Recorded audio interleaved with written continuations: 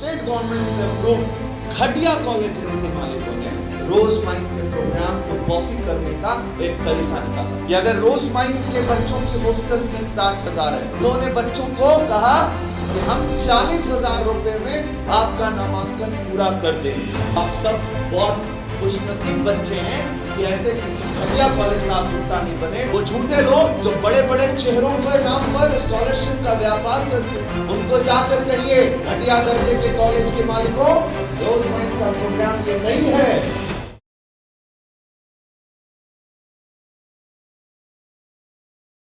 घटिया दर्जे के कॉलेज के कुछ चेयरमैन ने,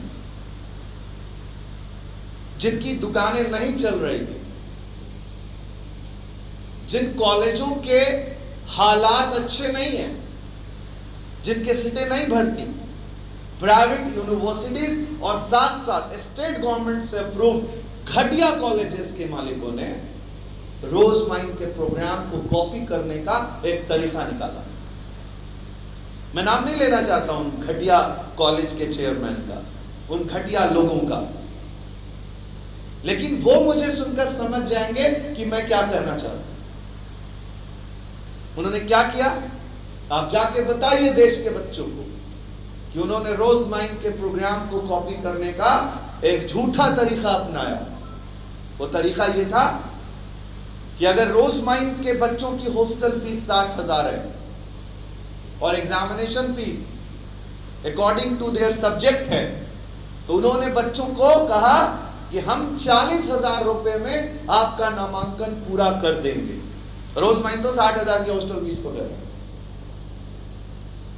लेकिन उनके लेटर को जब मैंने पढ़ा, जब बच्चों ने उनके रिकॉर्डिंग में को मुझे भेजा, तो आप सब बहुत खुशनसीब बच्चे हैं कि ऐसे किसी घटिया कॉलेज का आप हिस्सा नहीं बने। उन लोगों ने क्लाउज डाला लेटर में कि जो ओबीसी के बच्चे होंगे बिहार के, जो एससी एसटी के बच्चे होंगे बिहार के, उत्तर प्रदेश के, उनकी आ रही स्कॉलरशिप वो लोग खा जाएंगे, रख लेंगे। तो उन्होंने स्कॉलरशिप क्या दी? वो झूठे लोग जो बड़े बड़े चेहरों के नाम पर स्कॉलरशिप का व्यापार करते हैं, गेस्ट बुलाते हैं, उन्होंने स्कॉलरशिप क्या दी? 60,000 बच्चे से हॉस्टल ले ली और उसकी आ रही 60,000 रुपया जो ओबीसी की आनी थी, जो एससी एसटी की आनी थी, उन्होंने उसको दबा लिया, रख लिया। तो 1,20,000 रुपए हो गए जो सरकार से आई, उसको निगल गए, और जो इन्होंने बच्चों से लेना था वो ले लिया। उनको जाकर कहिए घटिया दर्जे के कॉलेज के मालिकों, रोज माइंड का प्रोग्राम ये नहीं है। रोज माइंड का प्रोग्राम ये है कि हॉस्टल फीस और एग्जामिनेशन फीस के बाद अगर कोई बच्चा ओबीसी है, एससी एसटी है, तो हम उस ओबीसी और एससी एसटी बच्चों का स्कॉलरशिप भी बच्चे को देंगे।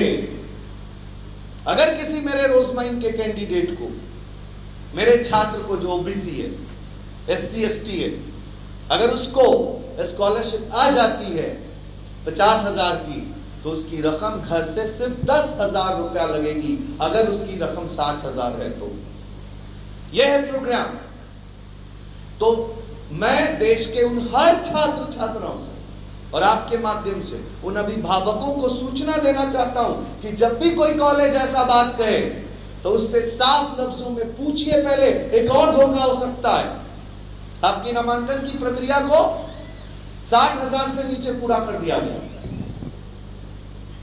क्योंकि उनकी नहीं चल रही थी कॉलेज, लेकिन आपको कहा गया कि अगर आप ओबीसी हैं तो बिहार सरकार, उत्तर प्रदेश सरकार, झारखंड सरकार ओबीसी का स्कॉलरशिप देगी, एससी एसटी का स्कॉलरशिप देगी।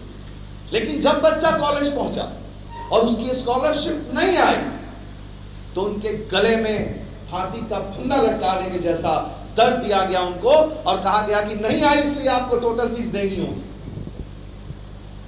उनसे बॉन्ड पेपर पर लिख के लीजिए, मैं भी उनके साथ खड़ा हो जाऊंगा। उन बॉन्ड पेपर पर वो घटिया दर्जे के कॉलेज चेयरमैन लिख कर दें कि अगर स्कॉलरशिप बच्चों की नहीं आई तो क्या वो entire duration of the course बच्चों को 40,000 में पढ़ाएंगे?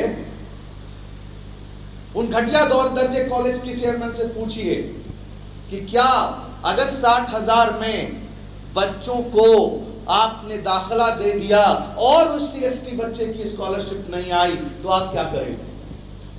लिखित में बच्चे मांगे, उस ऐसे किसी भी लुभावने बातों में ना फंसे। पहला संदेश मेरा ये।